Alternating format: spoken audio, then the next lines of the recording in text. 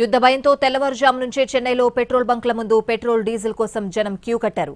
Chennai city, Velachery, tea Nagar, Anna Nagar సహా పలు ప్రాంతాల్లో మిడ్నైట్ నుంచే పెట్రోల్ డీజిల్ కోసం వాహనదారులు పెద్ద సంఖ్యలో వెయిట్ చేస్తున్నారు. పెట్రోల్ ఉండదనే భయంతో 20 లీటర్ల క్యానుల్లో ఇతర బాటిల్స్ పట్టుకుని వెళ్తున్నారు నగరవాసులు. పరిస్థితి చేజారడంతో బాటిల్స్, క్యానుల్లో పెట్రోల్ నింపడానికి పెట్రోల్ బంక్ యజమానులు నిలిపివేశారు. మరోవైపు పుకార్లు నమ్మొద్దని పెట్రోలియం సంస్థల అధికారులు అధికారికంగా ప్రకటన విడుదల చేశారు.